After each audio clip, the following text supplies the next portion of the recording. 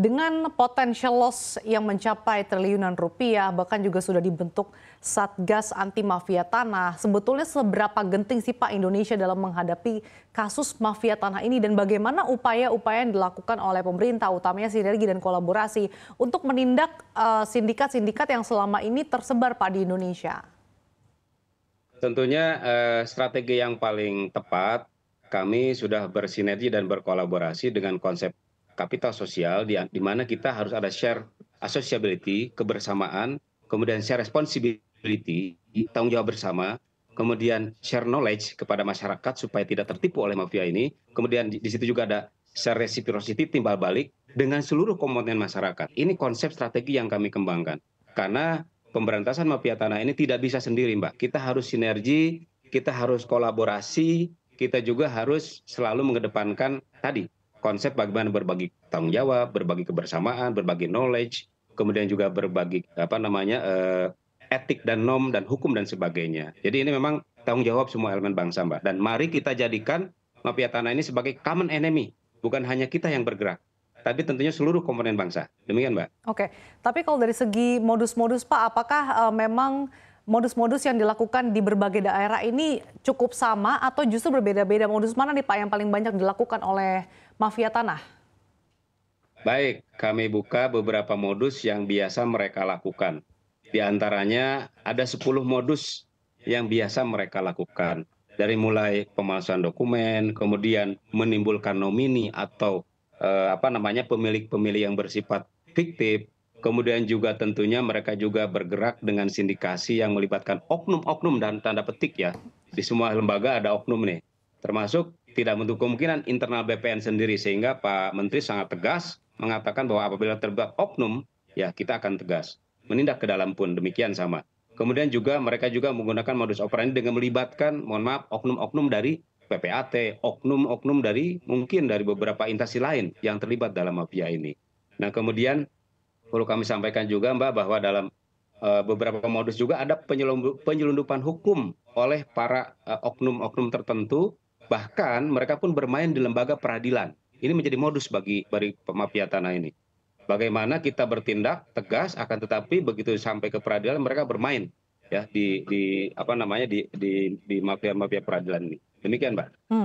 Nah, terkait dengan yang tadi sudah Anda sampaikan, nah sejauh ini upaya tindak lanjut yang dilakukan mungkin dari pemerintah ataupun institusi yang terkait di daerah-daerah nih apa saja Pak secara langkah-langkah konkret yang dilakukan? Apakah memang langsung diterapkan sanksi atau seperti apa Pak?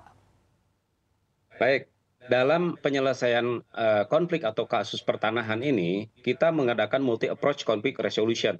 Yang pertama adalah tentunya secara praktikal, yaitu bagaimana kita melakukan tindakan-tindakan preventif pencegahan. Yang kedua adalah melakukan pendekatan secara sosiologis. Bagaimana kita melihat permasalahan pertanahan ini bukan ansih hanya hukum, akan tetapi memang ada faktor sosial di situ.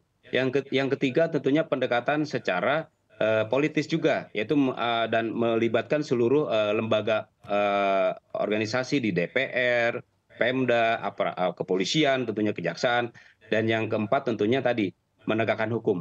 Ini adalah pendekatan yuridis yang bersifat ultimum remedium. Jadi ini paling terakhir. Nah, di dalam pendekatan ultimum remedium ini atau pendekatan-pendekatan hukum ini, kami membentuk Satgas, Mbak.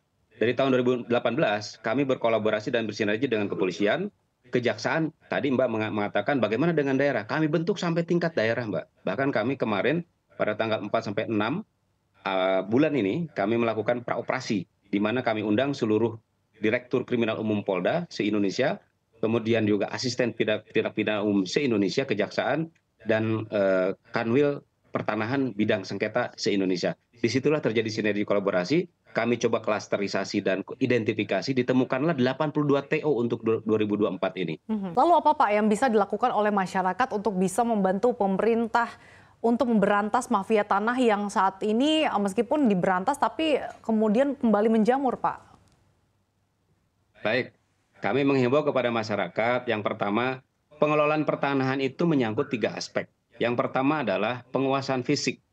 Jadi kami berharap kepada seluruh masyarakat agar mengamankan aset-asetnya, tanahnya.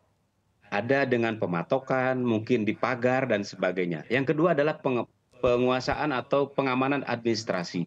Bentuknya apa? Yaitu segera melakukan sertifikasi terhadap aset pertanahannya. Kalaupun toh sudah menjadi sertifikat, jaga sertifikatnya. Jangan pernah dipinjamkan dengan alasan apapun. Ini berbahaya sekali, bisa terjadi pemalsuan. Dan yang ketiga adalah tentunya penguasaan secara yuridis. Ini juga penting supaya sertifikasi, alas hak, tadi penguasaan fisik dan administrasinya lengkaplah dengan penguasaan yuridis. Oke. Demikian, Mbak. Tapi apa Pak yang bisa dilakukan oleh masyarakat walaupun misalkan sudah melakukan penguasaan fisik, sertifikasi, tapi ternyata masih saja ada celah-celah seperti tadi di awal disebut ada manipulasi, Pak? Ya, tentunya dengan adanya Satgas Anti Mafia Tanah ini, Bapak Menteri ATR BPN, Bapak Menteri yang baru ini, telah menginstruksikan kepada seluruh jajaran, apabila ada masyarakat yang menjadi korban, itu segera melaporkan kepada yang pertama tentunya kantor setempat, kantor pertanahan. Yang kedua bisa ke Polres, yang ketiga bisa kejaksaan. Dan ini sudah dibuktikan di Jawa Timur, sudah kita tindak, Mbak. Jadi mungkin itu yang langkah singkatnya atau crash program yang mudah dan simpel dilakukan oleh masyarakat sementara ini. Insya Allah nanti anggota kami yang ada di Satgas akan membantu dengan secara maksimal tentunya berdasarkan fakta hukum yang ada. Demikian, Mbak. Oke, seiring dengan perkembangan teknologi, seperti apa sih Pak peran teknologi khususnya dalam membantu pemerintah dalam memberantas mafia tanah?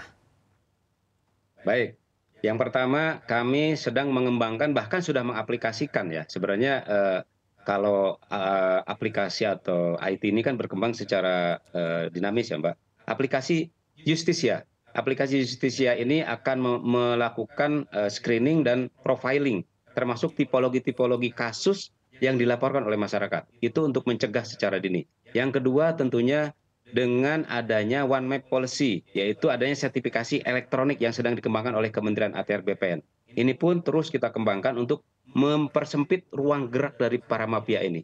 Jadi secara digital sehingga sulit untuk menembus, dan kami tentunya harus menyiapkan juga dari aspek brainware-nya dalam sistem aplikasi ini, kemudian software-nya dan hardware-nya secara maksimal, sejalan dengan perkembangan IT yang berkembang sekarang ini.